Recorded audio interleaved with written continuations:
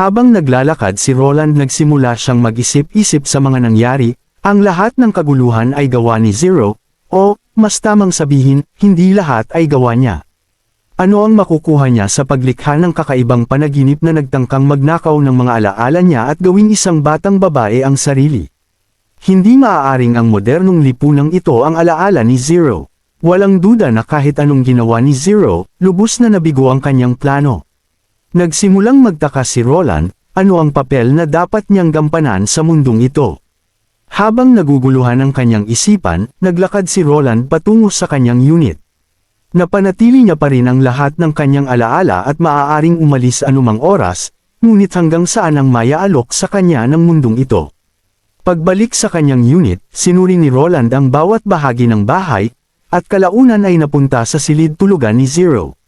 Maliit at mapagpakumbaba ang silid, na may mga gamit na maayos na nakahilera. May kaayusan at walang bahid ng alikabok sa makintab na mesa o sahig. Isang hindi kapani-paniwalang tagumpay ito para sa isang 7th grader. Matapos ang maikling paglilibot, mabilis na natuklasan ni Roland ang isang diary. Kinuha niya ang pink na notebook at binuklat ito sa unang pahina, sinalubong ng mga teksto at guhit. Isinulat ni Zero ang tungkol sa kanilang unang pagkikita ni Roland. Dahil sa paglipat ng paaralan, pumunta siya rito para sa homestay, at ang kanyang landlord ay isang kakaibang tiyuhin na nagngangalang Roland. Nagtatrabaho si Roland sa isang bar. Umuuwi araw-araw na amoy hindi kanais-nais na alak. Kinamumuhian ito ni Zero dito, ngunit sinabi sa kanya ng kanyang pamilya na ito ang pinakamurang lugar na makukuha. Kung hindi niya ito gusto, ipapadala siya pabalik sa kanayunan. Isinara ni Roland ang diary sa mesa. Pinag-iisipan ito, kinuha niya ang diary, at nagpatuloy sa pagbabasa. Nagpatuloy ang diary sa paglalarawan kung paano nawalan ng trabaho si Roland at, dahil walang kita. Ang dalawa ay kailangang umasa lamang sa isa't isa. Gagamitin ni Roland ang upa na binayad sa kanya ng pamilya ni Zero para sa mga grocery. At si Zero ang magluluto. Matapos ang 3 buwan, unti-unting nasanay si Zero sa kaayusan at bumalik sa dati ang kanilang buhay. Inilalarawan ng huling pahina ng diary ang isang aksidente kung saan nahulog si Roland mula sa isang bangko. Isinara ni Roland ang diary, tila ang panaginip ay paggawa ng modernong pagkakakilanlan para sa lahat ng kasangkot. Tulad ng isang napakakomplikadong setup na masyadong komplikado para sa utak ni Roland na maproseso, na nagresulta sa pagkawala niya ng malay sa loob ng 2 buwan. Mayroon ding ilang libro sa mesa, malamang na mga pang-edukasyon na materyales, na pag-aari ni Zero. Binuksan niya ang isa at natagpuan niya itong isang middle school chemistry book. Sa loob ng libro, may isang kumpletong periodic table of elements sa harap ng kanyang mga mata. Nagising si Roland, at natagpuan ang sarili sa lungsod ng Neverwinter. Ang kanyang 2 beses sa mundo ng panaginip ay nagbigay daan sa kanya upang makilala ang ilang mga pattern. Ang unang bagay na napagtanto niya ay ang paglipas ng panahon sa mundo ng panaginip ay hindi umaayon sa realidad. At bagaman hindi pa niya nakalkula ang eksaktong pagkakaiba, interesado siya sa pagtuklas. Pangalawa, napansin niya na naapektuhan ang kanyang kalagayan sa pag-iisip, marahil dahil sa pagiging matengkad ng mga panaginip. Natagpuan niya na ang pagiging aktibo sa mundo ng panaginip ay hindi nakakabuti sa pagpapahinga. Hindi pa sinubukan ni Roland na matulog sa loob ng mundo ng panaginip. Ngunit plano niyang subukan ito sa susunod. Ang kalikasan ng panaginip mismo ang huling piraso na nakakuha ng kanyang atensyon. At ibang-iba sa anumang ordinaryong panaginip. Ang mga panaginip ay may sariling mga patakaran at malinaw ang lahat ng nangyari sa loob na parang pumasok siya sa isang bagong mundo. Anong mga lihim ang taglay nito? Maingat na itinala ni Roland ang lahat ng mga obserbasyon na ito sa kanyang journal. Habang sumisikat ang araw, tinawag ni Roland ang lahat sa meeting room ng kastilyo. Sa paghabol sa mga pagbabago sa lungsod ng Neverwinter sa nakalipas na 2 buwan, panahon na rin upang maghanda para sa nalalapit na paghaharap sa mga demonyo. Unang nagsalita si Berev, na sinasabing ang pag-recruit ng mga manggagawa at mga refugee sa buong kaharian ng Grey Castle, Neverwinter, at Wolfheart ay magiging isang napakalaking gawain. Tumango si Roland bilang pagsang-ayon, alam na ang balita tungkol sa kanilang pagkatalo sa simbahan ay tiyak na magkakaroon ng malaking epekto sa buong kontinente. Sa lalong madaling panahon, ang mga maharlika na tumalima sa simbahan ay maaaring magkaisa. Hindi sila maaaring maantala, sa anumang paraan, kailangan niyang manatiling isang hakbang una sa paghahanda. Ipinahayag din ni Roland na ang daungan ng Neverwinter ay magiging ganap na operasyon sa unang bahagi ng Tagsibol. Isang malaking bilang ng mga barko ang kakailanganin, marahil ay kinakailangan ng tulong ng mga mangangalakal sa fjord upang maayos na ilipat ang mga refugee. Sa panahon ng mga planong ito, opisyal na isinama si Edith sa bulwagan ng munisipyo bilang representante ni Berev. Nais ni Berev na magalang na tumanggi, ngunit si Roland ay mayroon ng desisyon.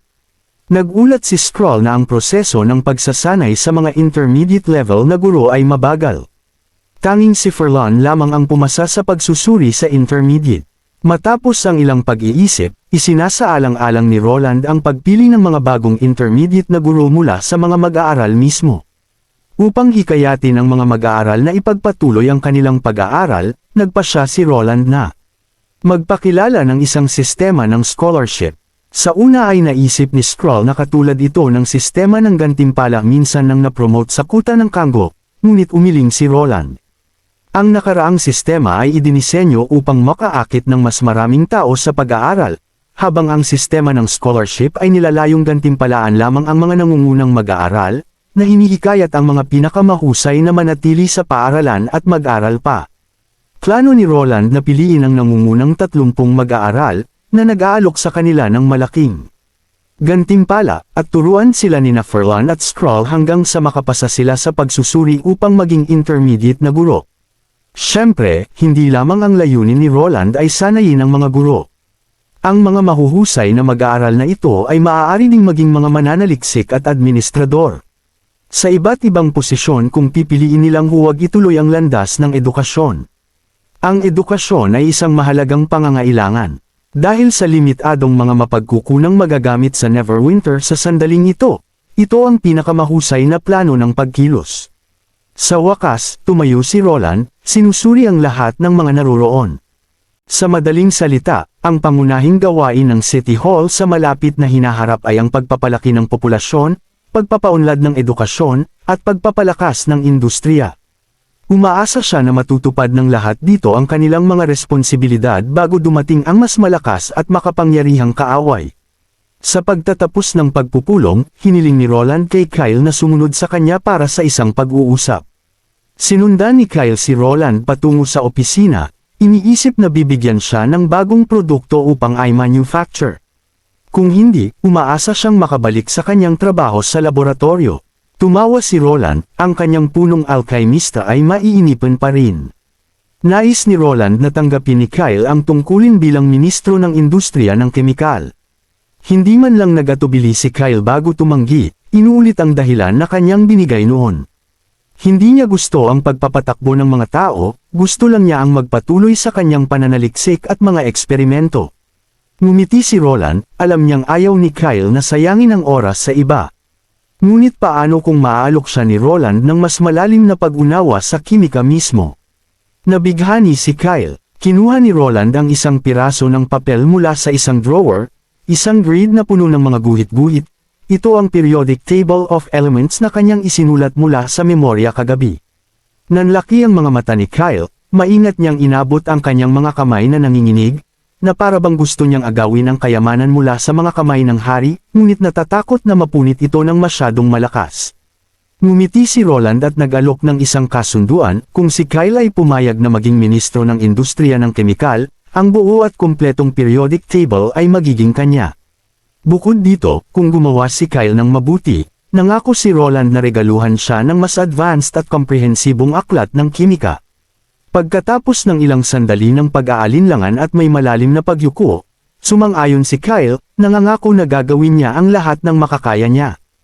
Inilipat si Isabella mula sa basement dungeon patungo sa isang regular na silid-tulugan sa loob ng halos 2 buwan na ngayon, kung saan tinamasa niya ang kumpletong kalayaan, kahit na walang pagpigil ng mga posas o kadena. Ang pagkain ay napakasarap, at walang sino man dito ang nang-aabuso sa kanya. Hindi siya kinausap ng mga gwardya, ngunit magalang sila. Mayroon siyang lahat ng kailangan niya maliban sa kalayaan na umalis sa silid. Ngunit lumipas ang 2 buwan, at lubos siyang nababahala sa kawalan ni Roland. Noon lamang, narinig ang mga yabag sa labas ng silid. Bumukas ang pinto, hindi lamang ipinakikita ang blonde na nakita niya noon, kundi pati na rin ang isang lalaki. Agad na nakilala ni Isabela siya bilang si Roland. Tumayo siya at yumuko sa kanya, bahagya. Ipinaalam ni Roland kay Isabela na bagaman natalo niya si Zero, wala siyang nakuha mula sa kanya. Nagulat si Isabela, imposible iyon. Roland, mausisa, nagtanong, bakit imposible? Marahil ang isang lalaki ay hindi maaaring magising bilang isang mangkukulam at sa gayon ay hindi maaaring mamana ang lahat mula kay Zero. Umiling si Isabela, na nagsasabing ang kasarian ay hindi nauugnay. Ang mga makukuha sa Soul Battlefield ay ang mga alaala at lifespan ng isang individual. Kahit na si Zero ay hindi makasisipsip ng natatanging kakayahan ng isang mangkukulam, kung hindi, matagal niya nang nilamon si Isabela. Hindi makapaniwala si Isabela na hindi man lang minana ni Roland ang kahit isang piraso ng alaala ni Zero. Tanong ni Roland nang may interes kung ipinaliwanag ni Zero kung saan napunta ang lahat ng nabigo. Ipinaliwanag ni Isabela na sila ay ganap na nawalan na parang hindi sila umiral.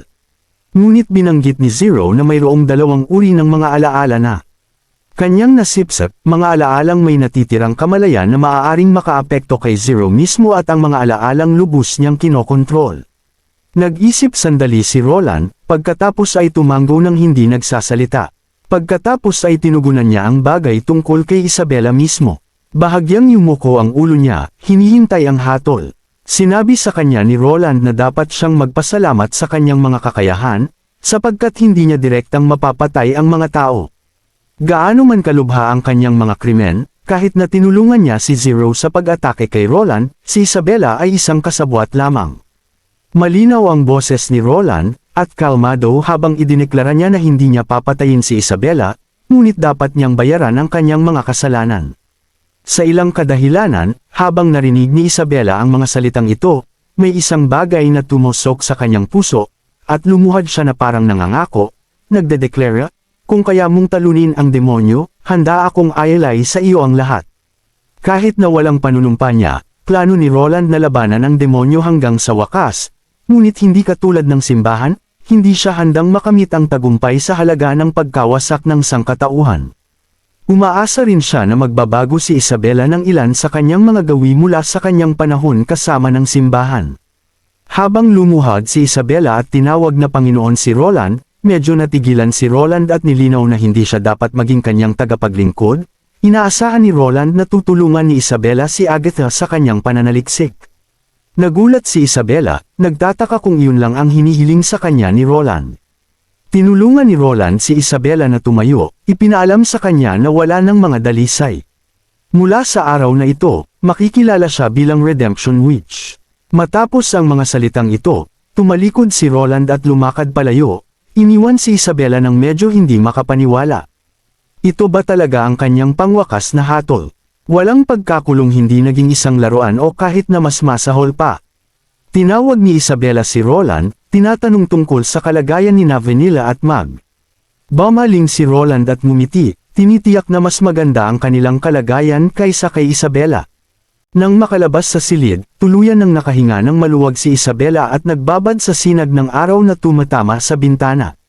Hindi pinansin ang sinag, pinaikit niya ang mga mata at tinitigan ang asul na kalangitan sa labas ng bintana. Naisip niya na napakaganda nga ng araw na ito. Pagbalik sa opisina, ipinahayag ni Nightingale ang kanyang pagkadismaya. Naniniwala siyang masyadong magaan ang parusa ni Roland dahil halos mapatay siya ni Isabela. Inabot niya kay Roland ang isang piraso ng pinatuyong isda, na kinain din niya, at itinuro ni Roland na si Zero, hindi si Isabela, ang nagtangkang pumatay sa kanya. Sumagot si Nightingale na ang mga aksyon ni Isabela ang dahilan kung bakit nahuli si Roland sa Soul Battlefield ni Zero. Hindi direktang sumagot si Roland ngunit sa halip ay tinanong kung tunay na nais lumaban ni Isabela sa demonyo. Madaling makilala ni Nightingale ang mga kasinungalingan, kaya nalaman niya na lahat ng sinabi ni Isabela ay totoo. Ngumiti siya at sinabi na dahil hindi siya nagtamo ng malubhang pinsala, mas gusto niyang bigyan ang mga mangkukulam na ito, na hindi gumawa ng di mapapatawad na mga kasalanan, ng pagkakataon sa pagbabayad sala dahil sila ay mga biktima ng brainwashing ng simbahan. Maaaring magtakda ito ng halimbawa para maunawaan ng iba na hanggat hindi nila tinatawid ang ilang mga linya, magagamit ang pagbabayad sala, lalo na't ang demonyo ang kanilang tunay na kaaway. Kailangan nilang pag-isahin ang bawat piraso ng lakas. Nagpout si Nightingale, umami na hindi niya kayang talunin si Roland sa argumento, at nangako na babantayan si Isabela. Lumapit si Roland sa malaking bintana, ang kanyang isip ay patuloy na tumutugtog sa mga salita ni Isabela. Pinag-isipan niya kung ito ang dahilan kung bakit paulit-ulit siyang tinutokso ni Zero na sumuko sa panahon ng kanilang soul battlefield. Marahil ang lubos na pagsuko lamang ang tanging paraan upang maiwasan ang mga side effect. Tila medyo katulad ito ng unang dumating si Roland sa mundong ito, nang sakupin ang katawan ng ika-4 na prinsipe. Ang mga alaala ng prinsipe ay hindi nakaapekto kay Roland, ngunit maaari niyang ma-access ang mga alaalang ito ng ayon sa gusto niya. Pinag-isipan niya kung ano ang mangyayari kung makaharap ni Zero ang isang resistor na may malakas na kalooban. Kahit na nabigo sila, ang kanilang nalalabing kalooban sa loob ng mga alaala ay maaaring magbago kay Zero mismo, ang kanyang mga iniisip, personalidad, at maging ang kanyang mga paniniwala. Sa loob ng 200 taon, si Zero, na nakay ng libu-libong kaluluwa, marahil ay hindi na ang orihinal na Zero, ngunit sa halip ay isang komposisyon ng maraming individual na ito. Alam niyang malapit na siyang matalo, pinili ni Zero na maghiganti kay Roland bago siya mamatay, nilalayo niyang ihalo ang kanyang kalooban at alaala kay Roland. Bagamat alam ni Zero na iyon ang kanyang katapusan, ang resulta ay maaaring hindi na si Roland ang dating sarili niya. Marahil sa isip ni Zero, posible na isang araw, maaaring maligaw si Roland sa libu-libong alaalang ito, na nagbibigay kay Zero ng isang maliit na pagkakataon upang sakupin ang kanyang katawan. Gayunpaman, hindi inaasahan ni Zero na hindi sa mundong ito si Roland. Ang mga iniisip, impormasyon, at kaalaman mula sa mga alaalang ito ay hindi maaaring magbago sa isang taong natuto at nakaligtas sa modernong lipunan. Matapos gawin ang lahat ng ito, nawala ang lahat kay Zero, kabilang ang kanyang mga alaala, at naging isang dalisay at walang bahid na mas bata na sarili, muling lumitaw sa mundo ng panaginip. Matapos makatulog, muling pumasok si Roland sa mundo ng panaginip, kung saan umaga na. Ang kakulangan ng pahinga sa nakalipas na ilang araw ay medyo nakakapagod sa kanya. Sa kabuuan, halos 20 oras. Siyang hindi nakatulog. Bumaba siya sa kama at naglakad papunta sa sala, nakita niya muli ang batang si Zero. Tiningnan siya ni Zero nang hindi makapaniwala, ito ang unang pagkakataon na nakita niya siyang bumangon ng napakaaga. Mabilis siyang pumunta sa kusina para magluto ng almusal, bumalik dala ang 2 breadstick. Kinagat ni Roland ang isa at nalaman niyang hindi na ito malutong, napagtanto niyang mula pa ito kahapon. Binanggit ni Zero na binili niya ito kagabi sa pinakamurang presyo nang magsasara na ang tindahan, at binigyan pa siya ng mabait na may-ari ng tindahan ng ilang tira-tirang masa. Pagkatapos ay ibiniti ni Zero ang kanyang backpack, handa nang pumunta sa kanyang mga klase sa pagtuturo. Sinabihan siya ni Roland na mag-ingat sa daan. Napansin niyang suot pa rin niya ang parehong damit at puting medyas na suot niya sa loob ng 3 araw ngayon, at hindi nakakita ng alikabok sa bahay. Malinis at maayos ang kanyang silid tulugan, walang paraan na tamad o marumi si Zero, malamang na wala siyang maraming damit na pamalit. Sa ilang kadahilanan, nakaramdam si Roland ng biglaang kalungkutan. Alam niyang panaginip niya ito, ngunit mayroon lamang siyang orihinal na $300, well, $250 ngayon, mula noong una siyang dumating. Nagsimulang mag-isip siya ng mga paraan para kumita ng mas maraming pera. Matapos maghanap sa lahat ng mga kabinet at aparador, nakakita siya ng ilang alahas, medyo mapagpakumbaba, sa hitsura. Nang tignan niya ang telepono, nalaman niyang nagpadala ang mga magulang ni Zero sa kanila ng $1,500 bawat buwan para sa mga gastusin sa bahay. Ngunit ngayon ay $12 na lamang ang natitira sa account. Tinansya ni Roland na ang mga alahas ay maaaring makalakam ng humigit kumulang $1,000 o higit pa, na sapat na sa ngayon. Huminga ng malalim si Roland, bumalik ang tingin niya sa bodega, puno ng ilang piraso ng mga lumang gamit. Habang sinusuri niya ang mga gamit na ito, may kakaiba, nakakita siya ng mabigat na pintuang bakal. Ang dingding na kinatatayuan nito ay ang panlabas na bahagi ng gusali, at nasa ikawalong palapag sila, ito ay isang malinaw na panganib sa kaligtasan. Nahanap ni Roland ang susi at binuksan ang pinto, at sinalubong siya ng isang malamig na hangin na may daladalang mga snowflake, na nagpapakita ng isang tanawin ng nyebe sa kabila. Ginulat siya ng psych sa pag-iisip, ito ang bagong banal na lungsod ng Hermes. Sinara niya ng malakas ang pinto at huminga ng malalim upang pakalmihin ang sarili. Sa pagsusuri sa natitirang bahagi ng mga dingding ng apartment, hindi siya nakakita ng iba pang mga pintuang bakal.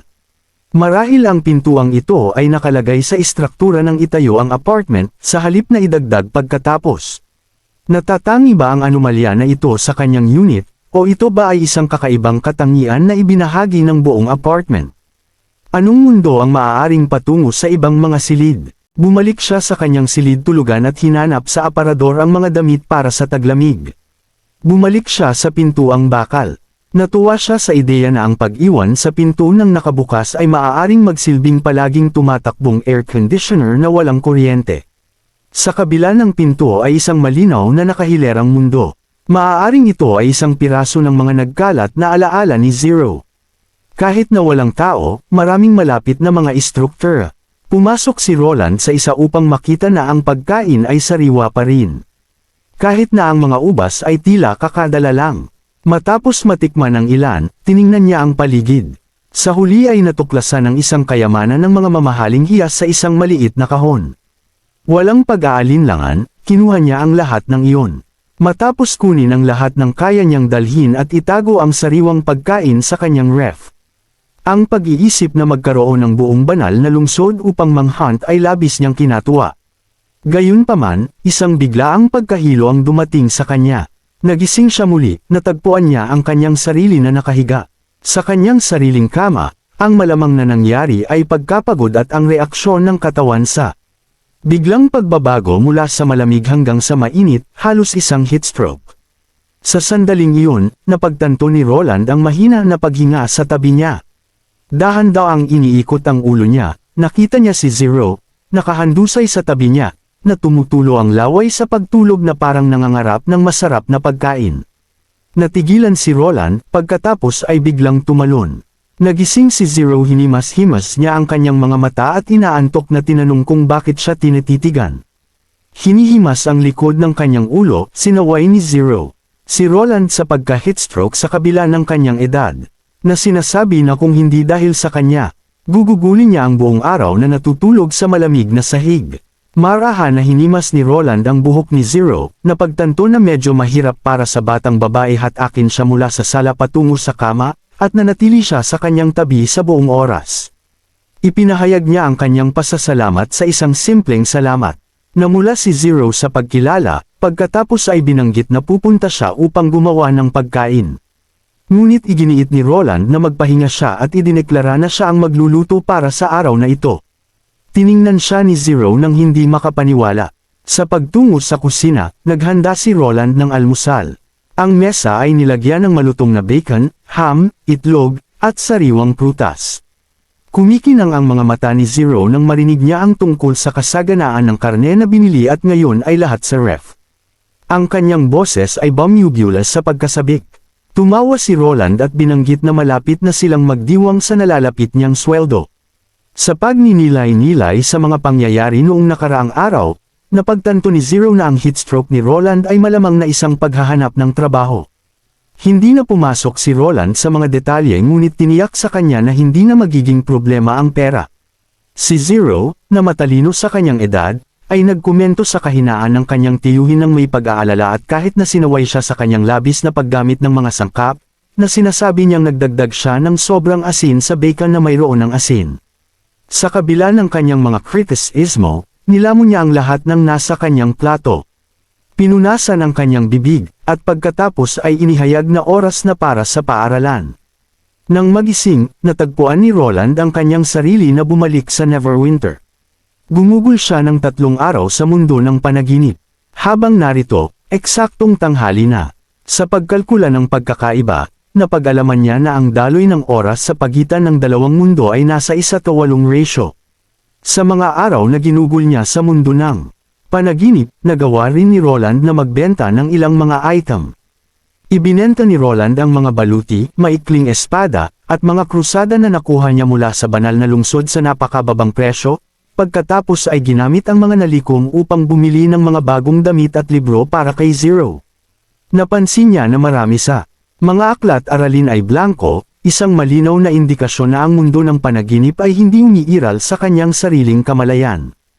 Anumang aklat na hindi niya nabasa ay lumilitaw na walang laman. Gayunpaman, hanggat sinulyapan niya ang isang teksto, kahit na minsan lang, o nag-browse sa internet dati sa lupa, maaaring makuha niya ang detalyadong impormasyon mula dito. Mabilis niyang sinimulang itala ang lahat ng naaalala niya, nagtatrabaho ng masigasig hanggang tanghali. Tahimik na lumitaw si Nightingale sa silid, nababahala sa kalusugan ni Roland dahil hindi pa siya kumakain.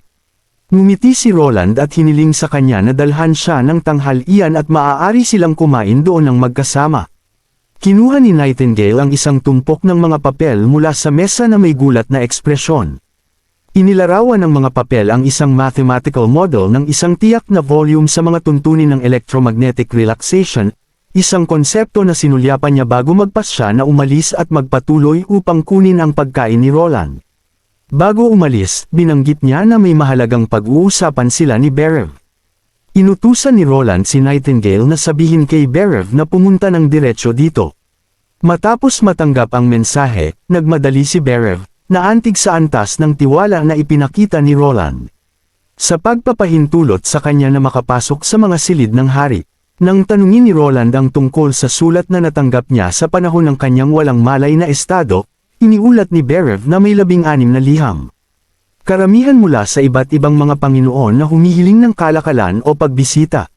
Bukod dito, mayroong 2 mula sa silangang teritoryo na naglalaman ng mga lihim na mensahe na malamang na tungkol sa mga negosasyon tungkol sa kapayapaan. Sumagot si Berev sa lahat ng mga liham ayon sa mga kinakailangan na itinakda ni Roland dati. Gayunpaman, pagdating sa silangang teritoryo, nagsalita sila tungkol sa mga usapang pangkapayapaan ngunit sa katotohanan ay hindi handang isuko ang kanilang awtoridad at mga pribilehiyo. Umaasa na pananatiliin ang tradisyon ng mga maharlika na tumagal ng maraming siglo. Medyo nabigo si Roland, ngunit nagpasya siyang maghintay hanggang sa susunod na tagsibol upang matugunan ito. Pagkatapos ay nagdala si Berev ng isang lihim na liham mula sa isang asosasyon ng astrologo at isa pa mula sa kaharian ng Dawn. Ipinaliwanag ni Berev na medyo kakaiba ang mga nilalaman. Natagpuan ng mga astrologo ang mga bakas ng Star of Extinction. Isang bituin na kumikinang ng pulang ilaw at nanatili sa isang tiyak na posisyon. Nag-isip sandali si Roland, sa kanyang limitadong kaalaman sa astronomiya. Alam ni Roland na tanging ang mga bagay na nasa geostationary orbit lamang ang maaaring manatiling medyo nakatigil kasama ng planeta. Ngunit kung lilito ang pulang buwan sa orbit na ito, hindi ito magiging posible nang hindi naaapektuhan ng mismong planeta, at nagmumungkahi rin ang mga obserbasyon na dapat itong napakaliit. Kaya ang pulang buwan ay hindi isang natural na celestial body ngunit isang gawa ng tao na satellite. Gayunpaman, ito ay lubos na laban sa karaniwang pangyayari. Tahimik siya ng matagal bago ilagay ang sulat sa tabi at ituro kay Berev na sumulat ng isang liham na nag-aanyaya sa punong astrologo. At lahat ng iba pang astrologo na pumunta sa lungsod ng Neverwinter. Binuksan niya ang pangalawang liham, na tungkol sa pagkamatay ng hari ng kaharian ng Dawn. Ang panganay na anak, si Anpian Moa, ay umakyat sa trono. Ang kanyang pagkamuhi sa simbahan ay kinasangkutan ng marami, iniutos niya ang paglilinis ng mga tagasunod ng simbahan, at iniutos niya. Putulin ang mga ruta ng kalakalan patungo sa banal na lungsod at naglunsad ng malawakang pangangaso para sa mga mangkukulam. Maraming karaniwang tao ang nahuli at pinatay dahil lamang sa dating paniniwala sa simbahan. Umiling si Roland, tila hindi maaaring potensyal na maging kaalyado ang kaharian ng Dawn. Inutusan ni Roland si Berev na sumulat ng isang formal na diplomatic letter na binabati si Anpian sa pagiging hari, ngunit binabalaan din siya na itigil ang kanyang ginagawa. Ang dalisay na isa ay hindi kasing kahulugan ng lahat ng mangkukulam, at kung itinuturing ni Anpian na mga kaaway ang mga mangkukulam, kung gayon ay gagawin niyang kaaway ang Grey Castle. Nag-aalala si Berev na maaaring ituring ito bilang isang banta. Alam ito ni Roland. Ngunit iyon ang punto na ito ay isang banta. Kung magpapatuloy si Anpion sa kanyang landas, handa si Roland na palitan siya ng bagong hari ng Dawn sa susunod na taon.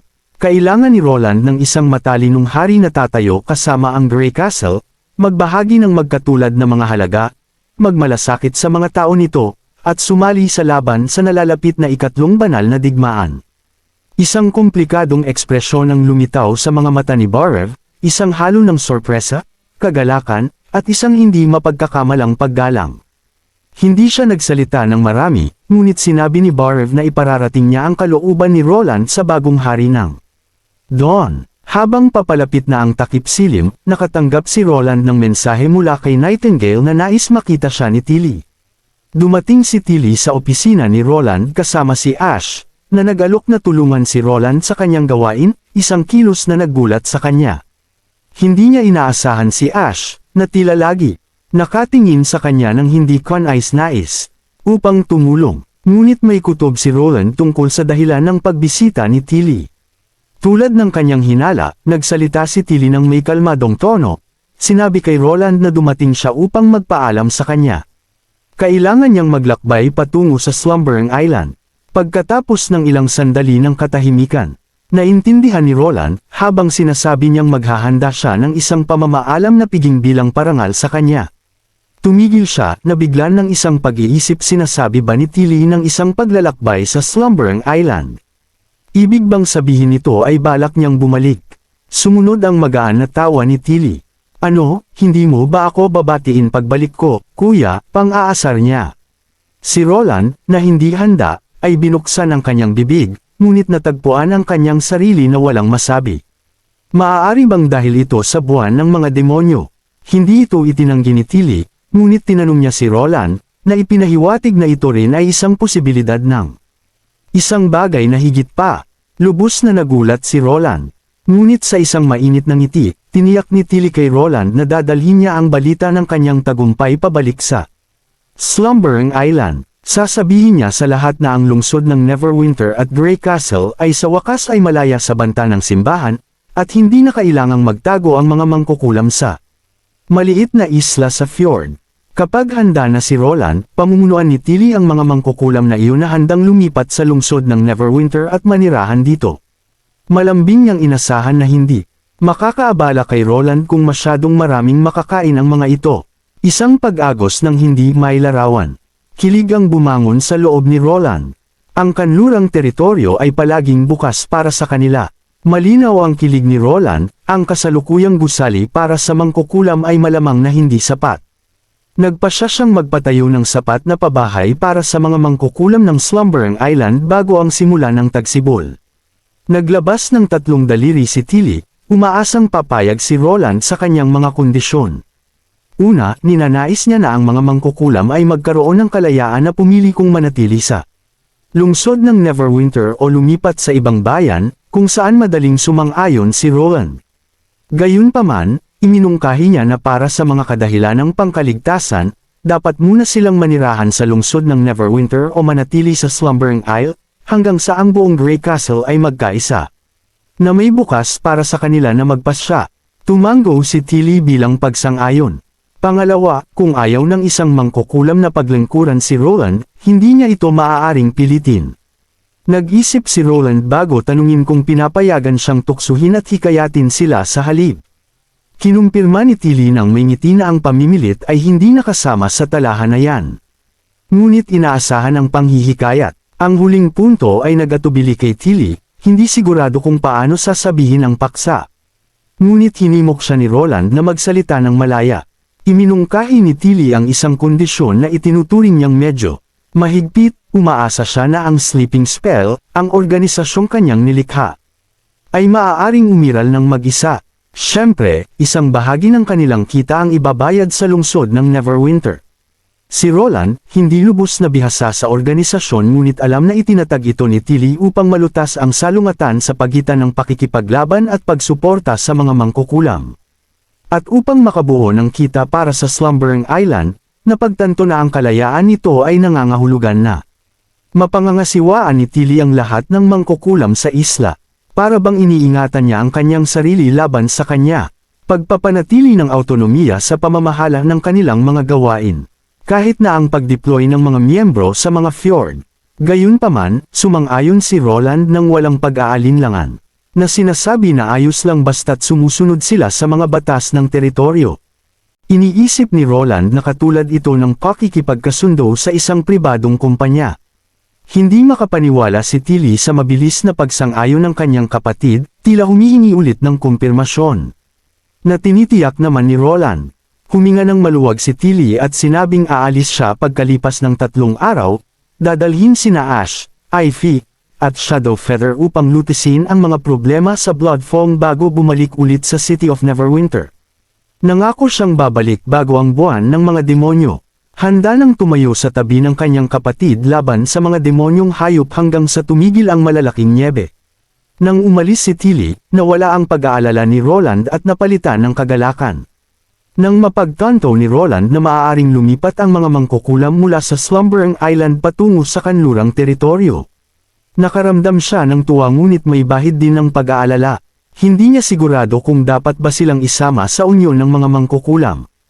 Ang unyon ay kasalukuyang pinangangasiwaan ni Wendy, nakasama ang mga miyembro na lubos na nagtitiwala kay Roland at nakakaramdam ng pag-aari. Gayunpaman, maraming mangkukulam mula sa Slumbering Island, at kung sasali silang lahat sa unyon ng mga mangkukulam. Hindi may iwasang hamina ang kontrol ni Wendy at maaaring hindi na nila maramdaman ang parehong pakiramdam ng pag-aari. Ang hindi pagtanggap sa kanila sa unyon ay maaaring maging eksklusibo at makaramdam ng pagkukulang ang mga mangkukulam. Ngayon na inilabas na ito ni Tilly, nabawasan ang ilang stress ni Roland. Higit pa rito, normal lamang na magkaroon pa rin ng ilang pag-aalala si Tilly. Ang tiwala ay isang bagay na nangangailangan ng panahon upang mabuo, at kumpara sa nakaraan. Ito ay isang labis na mabuti. Ginanap ang piging sa hardin sa likod ng kastilyo.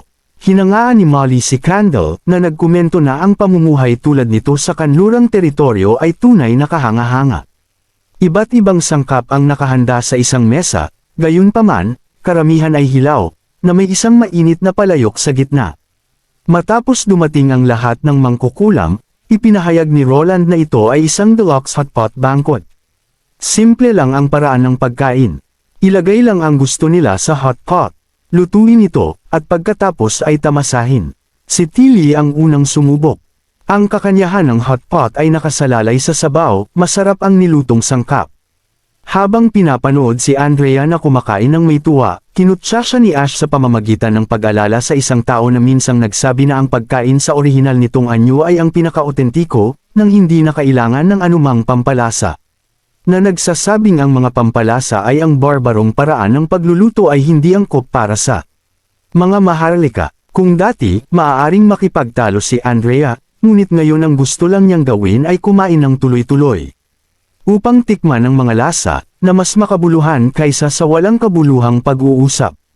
Tiningnan niya ng walang malasakit si Ash at hindi siya pinansin. Ngumiti lang si Ash at pagkatapos ay nagsimulang kumain silang lahat ng magkasama. Matapos ang piging, bumalik si Roland sa kanyang silid-tulugan, patuloy na itinala ang kanyang kaalaman. Lumapit si Anna at ibinigay kay Roland ang impormasyon na natapos na ang steam turbine. Niyakap ni Roland si Anna at pinuri ang kanyang gawa. Nang tumingin kay Anna, naalala niya ang usapan niya kay Nightingale ilang araw na ang nakalilipas. Napansin din ni Anna na may iniisip si Roland. Hindi sigurado si Roland kung paano magsisimula. Sa mundong ito at panahon, walang mag-aalala kung gaano karaming babae ang mayroon sa isang marangal. Para sa isang hari, normal na magkaroon ng isang harem na daan-daan. Nahulaan na ni Anna kung ano ang iniisip ni Roland, lalo na tungkol sa damdamin ni Nightingale para kay Roland. Alam ni Anna na mas matagal na ipinagpaliban ni Roland ang pagsasabi nito sa kanya, mas pinapahalagahan niya ang kanyang damdamin. Gayunpaman, umaasa pa rin si Anna na ibabahagi ni Roland ang kanyang mga iniisip sa kanya ng mas maaga. Hindi kailanman inasahan ni Anna na mapanalunan ang pagmamahal ng isang prinsipe noong una. Kontento na lang na makasama si Roland.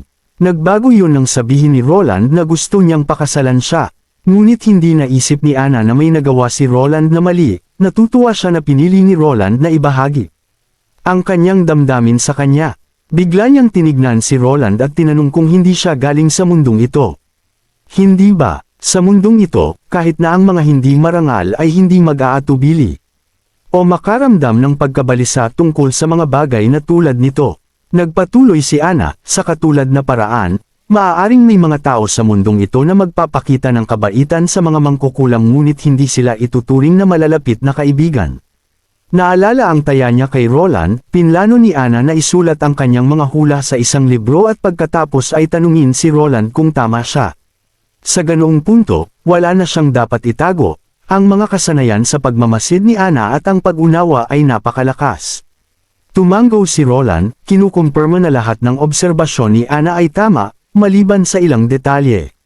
Sinabi ni Ana na dinala ni Roland ang kanyang kaalaman sa mundong ito at iniligtas sila. Ngunit umaasa si Ana na maaaring maging mas masigasig at hindi gaanong maingat si Roland. Sinabi ni Ana na makikipag-usap siya ng maayos kay Nightingale at sinabi kay Roland ng good night, at pagkatapos ay umalis siya. Samantala, medyo hindi matatag ang sitwasyon sa kabisera ng Don kamakailan. At kahit na si York, na hindi karaniwang nagbibigay ng pansin sa politika, ay naramdaman ito. Ang mga tavern ay puno ng usapan tungkol sa paghihimagsik ng mga Panginoon sa loob ng mga teritoryo ng Don. Bumagsak ng malaki ang kalakalan, at tumigil ang pagdadala ng mga alipin. Makikita ang mga sundalo na dinodekip ang mga residente saan man at kahit na pinapasok ang kanilang mga tahanan para sa mga paghahanap. Sa kabila ng mga pagbabagong ito, naniniwala si York na hindi gaanong maapektuhan ang alyansa. Bagaman ang saloobin ng bagong hari sa mga mangkukulam ay isang bagay na lubos na hindi magugustuhan ni Roland. Gayunpaman, hindi naisip ni York na susundin ni Roland hanggang sa punto ng pagsira sa kasunduan sa kalapit na bansa dahil sa isyu ng mga mangkukulam. Ipinaalala ni York sa kanyang sarili na ang kanyang tanging trabaho ay iparating ang kalooban ni Roland, hindi ito ang kanyang problema. Dahil maaga pa, pinlano niyang makita muna si Denise bago magdesisyon sa gagawin nila sa gabi. Habang malapit na siyang umalis, biglang dumating si Otto. Naramdaman ni York ang pananakit ng ulo. Napansin niyang ang mga pagbisita ni Otto ay hindi nagdadala ng magandang balita, ngunit hindi niya ito maaaring tanggihan. Bumalik sa kanyang silid, tinanong ni York si Otto kung mayroon pang mensahe na dapat ihatid sa kanyang kamahalan. Umiling si Otto, sinasabing sa pagkakataong ito ay humihingi siya ng tulong kay York, at binigyan siya ng isang liham at imbitasyon sa isang eksibisyon. Hindi binigyan ni Otto si York ng pagkakataong tumanggi, habang umiinom ng kanyang tsaa at sinasabi na ang pagtulong sa kanya ay pagtulong din kay Haring Roland. May impormasyon si Otto na isa sa mga item na i-auction ay isang mangkukulam. Naguluhan si York, ang bagong hari ay nag-aaresto ng mga mangkukulam, at kung nakikialam si York upang iligtas ang mangkukulam, maaaring maapektuhan ito ang relasyon sa pagitan ng dalawang kaharian. Ngunit tiniyak sa kanya ni Otto na hindi sisirain ng bagong hari ang alyansa dahil sa isang mangkukulam. Hindi maintindihan ni York kung bakit ginagawa ito ni Otto. Naisip ni Otto si Andrea at naalala na siya rin ay isang mangkukulam na hindi niya mailigtas. Minsan ay sinabi ni Haring Roland na ang mga mangkukulam ay hindi dapat mamatay dahil sa masasamang paninirang puri ng simbahan. Tao rin sila. Marahil ang mga aksyon ni Otto ay hinihimok ng isang pakiramdam ng pagkakasala kay Andrea. Walang karagdagang tanong, sumang-ayon si York na tumulong. Sumakay ang dalawang lalaki sa isang karwahe patungo sa eksibisyon, kung saan binati sila ng isang magandang babae na may kahangahangang figure na nakasuot ng maskara, na nagpakilala bilang numero 76. Dinala ng babae si York sa isang lihim na pintuan papasok sa eksibisyon. Napakadilim ng paligid, mahirap makita ang anumang bagay. Pagkatapos, biglang naging tanging pinagmumulan ng liwanag ang entablado, agad na nakakuha ng atensyon ng lahat. Isang lalaki na nakasuot ng pormal na damit ang umakyat sa entablado at yumuko sa mga manunood, binabati sila ng may paggalang. Pagkatapos ay inihayag niya na opisyal nang nagsisimula ang eksibisyon.